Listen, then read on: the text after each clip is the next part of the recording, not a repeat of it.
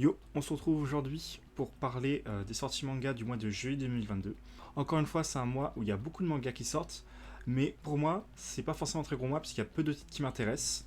Mais je vais quand même vous détailler ceux qui m'intéressent, ainsi que les mangas les plus connus qui sortent. Donc, on commence directement le 6 juillet avec une sortie manga qui m'intéresse énormément parce que j'ai beaucoup aimé l'adaptation animée de ce manga qui est Komi cherche ses mots, donc qui est un animé qui est disponible sur Netflix et la saison 2 vient de se terminer, il me semble, où ça raconte l'histoire d'une jeune femme, une jeune personne, une lycéenne qui n'arrive pas à parler, qui est stressée dans la vie sociale et qui du coup ne parle strictement à personne. Mais comme elle est plutôt jolie, tout le monde pense que c'est normal et que tout le monde lui pardonne, tout le monde comprend ce qu'elle veut dire. Sauf qu'à la rentrée, elle va rencontrer un nouveau camarade de classe, qui est donc le héros du manga, qui va comprendre qu'elle ne peut pas parler et qui va l'aider à surpasser ses peurs et à communiquer avec les autres et à se faire de nouveaux amis.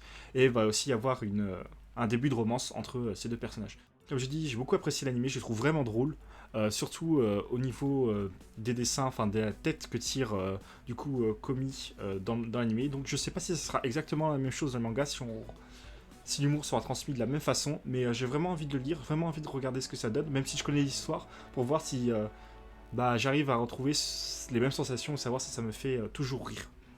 Le tome 10 de Kaguya-sama Love is War, ainsi que le tome 7 de La Sorcière Invincible, qui est là aussi un anime que j'avais regardé sur Crunchyroll, que j'avais plus ou moins apprécié, du coup je note la sortie des mangas qui continuent à apparaître. Et ne vous inquiétez pas, pour voir toutes les sorties du mois de juillet, je mettrai un lien dans la description, vous pourrez trouver un site où sera recentré toutes les sorties des mangas, notamment pour le mois de juillet.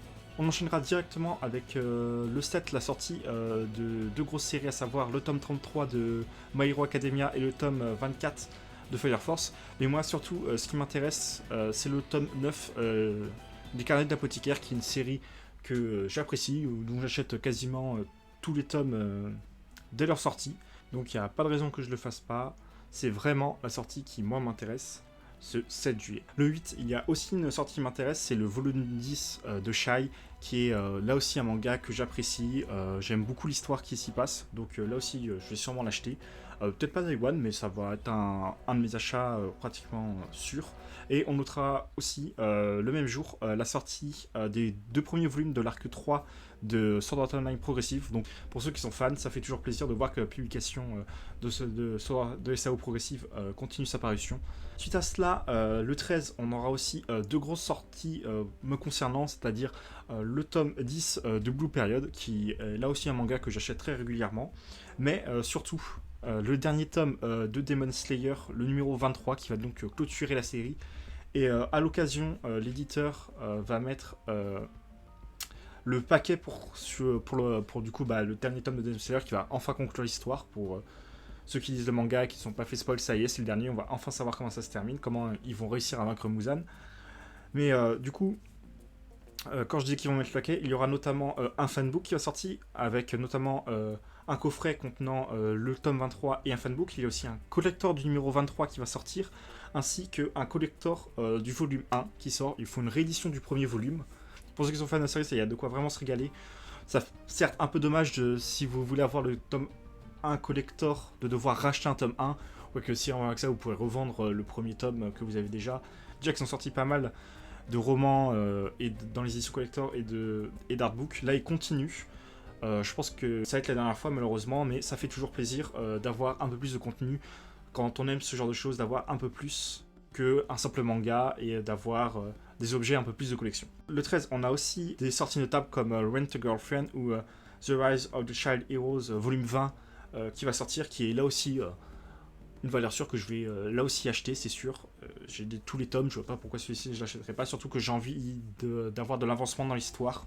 J'ai envie de savoir comment ça se passait, donc ça c'est sûr que je vais l'acheter.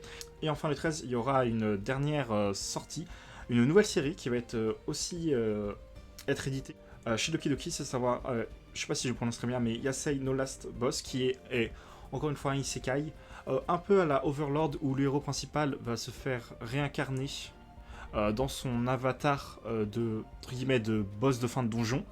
Sauf que contrairement à Overlord, là son donjon n'est pas resté tel quel, ses subordonnés ne sont pas restés fidèles, ils se sont un peu dissipés, et là son but ça va être de, entre guillemets, de remettre un peu d'ordre dans ce monde qui est un peu parti en vrille.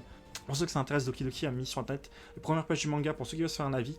Donc je mettrai un lien dans la description où vous pouvez retrouver ces premières pages. Comme ça vous permettra de vous faire un avis avant de ne serait-ce que l'acheter ou d'aller en librairie. Là, vous pourrez directement vous faire votre propre avis de chez vous.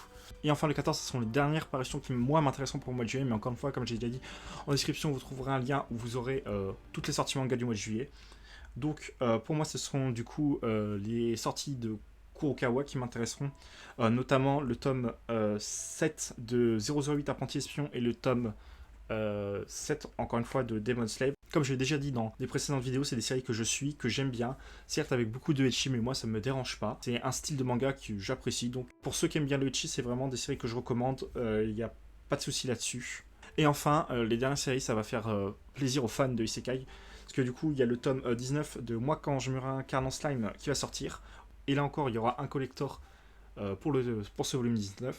Et enfin, il y aura une sortie pour le spin-off de Moi quand je me réincarne en slime qui est Comment vivre avec les monstres, volume 6, qui lui aussi va sortir le 14 juillet. Voilà qui conclut cette vidéo plutôt courte sur les sorties manga du mois de juillet. Comme j'ai dit, il y a beaucoup de tomes qui sortent, mais moi, il n'y en a pas forcément beaucoup qui m'intéressent.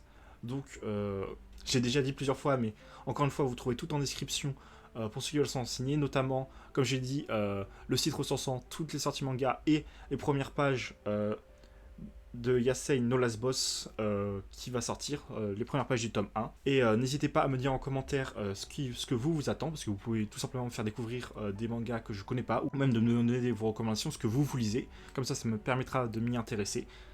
Et sur ce, si le contenu vous a plu, n'hésitez pas à vous abonner, et on se dit à la prochaine dans de futures vidéos.